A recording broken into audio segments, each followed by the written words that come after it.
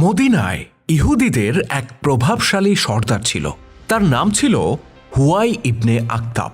আসমানি কিতাব তাওরাতের উপর গভীর পাণ্ডিত্যের অধিকারী ছিল এই ব্যক্তি। একদিন মহানবী হজরত মুহাম্মদ সাল্লাল্লাহু আলাইহি ওয়াসাল্লামের সাথে সাক্ষাৎ করে হুয়াই ইবনে আখতাব। তার সাথে ছিল তারই ভাই আবু ইয়াসির ইবনে আখতাব। তারা দীর্ঘ সময় ধরে রাসূলুল্লাহর সাথে কথা বলে। তার চেহারা, কথাবার্তা, আচার আচরণ সবকিছু পর্যবেক্ষণ করে। ইহুদিদের ধর্মগ্রন্থ তওরাতে শেষ নবী সম্পর্কে যে বর্ণনা ছিল তারা তার সাথে তাকে মিলিয়ে দেখার চেষ্টা করে। অতঃপর বাড়ি ফেরার পথে আবু ইয়াসির হুয়াইকে জিজ্ঞাসা করল, কি মনে হয় তোমার, ইনি কি সেই প্রতিশ্রুত নবী যার কথা তওরাতে বলা হয়েছে? হুয়াই বলল, আল্লাহর কসম করে বলছি, ইনিই সেই নবী। আবু ইয়াসির আবেগ ভরা কণ্ঠে জিজ্ঞাসা করল, আমরা তাহলে এখন কি করব? আমাদের তো তাকে সহযোগিতা করার কথা। হুয়াই ইবনে আখতাব অত্যন্ত ঠান্ডা গলায় জবাব দিল, না, সহযোগিতা নয়, আমরা বরং যতদিন বেঁচে আছি অবশ্যই তার বিরোধিতা করব। এটা ছিল মক্কা থেকে মদিনায় হিজরতের পরের ঘটনা।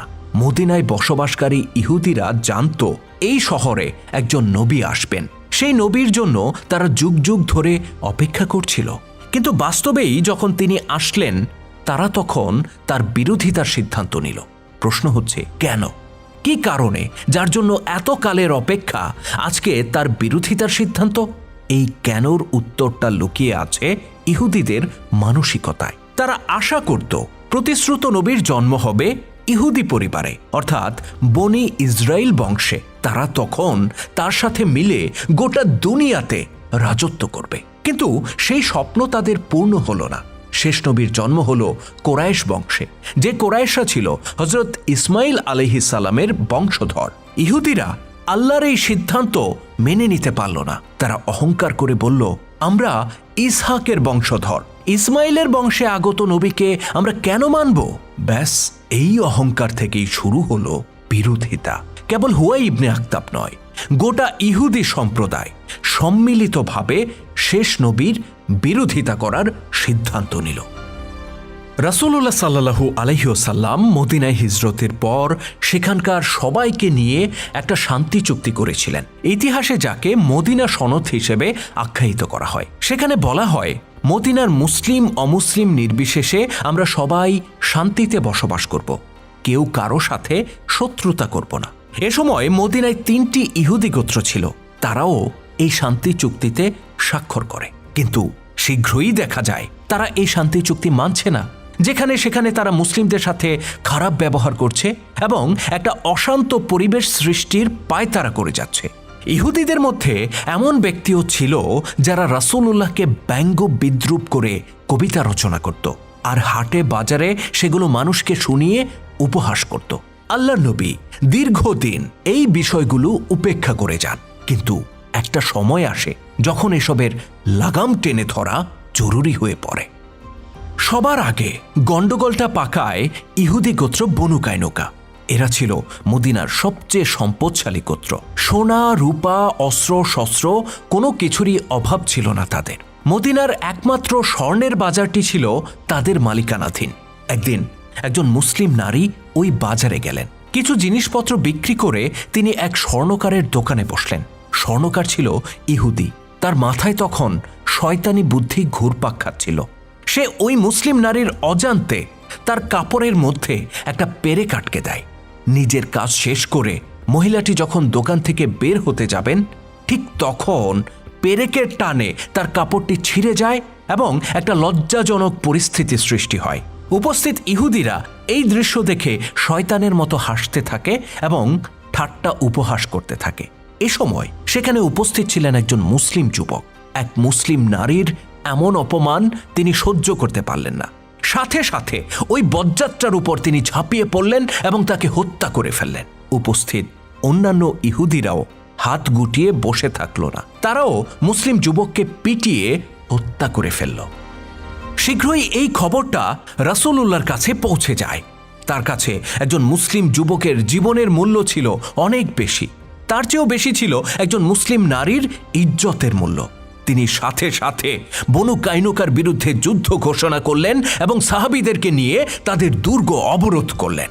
এদিকে বনু কাইনুকাও ছিল শক্তিশালী গোত্র। মুসলিমদের তুলনায় অনেক ভারী ভারী অস্ত্র ছিল তাদের মজুদে। তারাও যুদ্ধের পূর্ণ প্রস্তুতি নিয়ে ফেলে। 700 ইহুদি যোদ্ধা ভারী ভারী অস্ত্রে সজ্জিত হয়ে দুর্গের ভেতরে অবস্থান নেয়, যাদের অর্ধেকই ছিল লোহার বর্ম পরিহিত। এদিকে বনু কাইনুকাকে সাহায্য করতে এ সময় এগিয়ে আসে আরেক ইবলিস, আব্দুল্লাহ ইবনে উবাই। সে ছিল মুনাফিকদের সর্দার, নিজেকে মুসলিম দাবি করত, কিন্তু সবসময়ই রাসূলুল্লাহর সিদ্ধান্তের বিরোধিতা করত। বনু কাইনুকাকে সে গোপন বার্তা পাঠায়, ভয় পেও না, আমরা আছি তোমাদের সাথে, অন্য ইহুদিরাও নিশ্চয়ই তোমাদেরকে সাহায্য করবে। এমন আশ্বাস পেয়ে বনু কাইনুকার সাহস আরো বেড়ে যায়। তারা দুর্গের ভেতরে অপেক্ষা করতে থাকে, কিন্তু দিনের পর দিন কেটে যায়, কোনো দিক থেকেই কোনো সাহায্য আসে না। এভাবে পার হয়ে যায় 15 দিন। এই সময়ের মধ্যে একবারের জন্য তাদের সাহস হয় না দুর্গের বাইরে এসে মুসলিমদের মোকাবেলা করার। অবশেষে 15 দিন পর নিরুপায় হয়ে আত্মসমর্পণ করে বনু কাইনুকা। তারা রাসূলুল্লাহর কাছে ক্ষমা প্রার্থনা করে, কিন্তু আল্লাহ নবী তাদের যুদ্ধক্ষম সব পুরুষকে বেঁধে ফেলার নির্দেশ দেন। সাহাবীরা শক্ত দড়ি দিয়ে তাদের সবাইকে বেঁধে ফেলেন। বনু কাইনুকা যে অপরাধ করেছিল নিশ্চিত করেই তাদের জন্য একটা বড় রকম শাস্তি অপেক্ষা করছিল, এমনকি মৃত্যুদণ্ডও হতে পারত। কিন্তু এখানেও বাগড়া দিয়ে বসে সেই মুনাফিক সর্দার আব্দুল্লাহ ইবনে উবাই। সে বনু কাইনুকার পক্ষে ওকালতি শুরু করে। আল্লাহ নবীকে সে বলে, তারা আমার মিত্র, অমুক যুদ্ধে আমাকে সহযোগিতা করেছিল, অমুক যুদ্ধে আমার জীবন রক্ষা করতে নিজেদের জীবন দিতে প্রস্তুত হয়ে গিয়েছিল, ইত্যাদি ইত্যাদি। তার এই পীড়াপিড়িতে শেষ পর্যন্ত আল্লাহ নবী বনু কাইনুকার প্রাণ ভিক্ষা দেন, কিন্তু তিনি তাদেরকে মদিনা থেকে বের হয়ে যাবার নির্দেশ দেন। বনু কাইনুকা এই সিদ্ধান্ত মেনে নিল, কিন্তু তারা কিছুদিনের জন্য অবকাশ চাইল। তারা বলল, হে মুহাম্মদ, মদিনায় বহু লোকের কাছে আমাদের টাকা পয়সা পাওনা আছে, আমাদেরকে কিছুদিন সময় দিলে ভালো হয়। আল্লাহ নবী তাদেরকে 3 দিন সময় দিলেন। অতঃপর বনু কাইনুকার জিম্মাদারি উবাদা ইবনে সামিদ রাদিয়াল্লাহু তাআলা আনহুর হাতে অর্পণ করে তিনি সেখান থেকে বিদায় নিলেন। উবাদা ইবনে সামিদ রাদিয়াল্লাহু তাআলা আনহু ছিলেন বনু কাইনুকার হালিফ, অর্থাৎ মিত্র। ইহুদিরা আশা করছিল তিনিও হয়তো আব্দুল্লাহ ইবনে উবাইয়ের মতো তাদের প্রতি দয়া দেখাবেন। রাসূলুল্লাহ চলে যাবার পর তারা তাকে কনভিন্স করার চেষ্টা করল।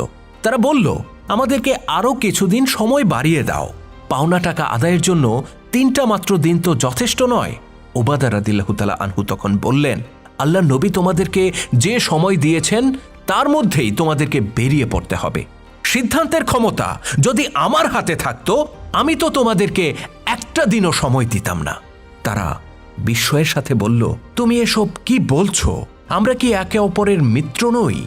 উবাদা রাদিয়াল্লাহু তাআলা আনহু জবাবে বললেন, আমি যখনই শুনেছি তোমরা মুসলিমদের সাথে চুক্তি ভঙ্গ করেছ, তখনই আমি ঘোষণা করেছি এই মুহূর্ত থেকে তোমাদের সাথে আমার কোনো সম্পর্ক নেই। অগত্যা 3 দিন পরেই মদিনা থেকে বের হয়ে যেতে বাধ্য হয় বনু কাইনুকা। কোনো সিরাত গ্রন্থে বলা হয়েছে তারা আখরাআত নামক স্থানে গিয়ে বসবাস শুরু করে। কিছুদিন পর তাদের উপর আল্লাহর এমন গজব পতিত হয় যে তারা একেবারে নির্বংশ হয়ে যায়। নিশ্চয়ই এটা ছিল একজন মুসলিম নারীর সম্মানহানির ভয়ঙ্কর পরিণতি। ইসলামের গৌরবময় ইতিহাস নিয়ে নির্মিত ভিডিও চিত্র আমরা ধারাবাহিকভাবে তুলে ধরছি আমাদের চ্যানেলে। আপনি যদি নতুন হয়ে থাকেন তাহলে চ্যানেলটিতে সাবস্ক্রাইব করার অনুরোধ রইল। আর আজকের ভিডিওটি কেমন ছিল কমেন্ট করে জানাতে ভুলবেন না। যদি ভালো লেগে থাকে তাহলে অবশ্যই লাইক ও শেয়ার করে ছড়িয়ে দেওয়ার অনুরোধ রইল। আল্লাহ হাফেজ।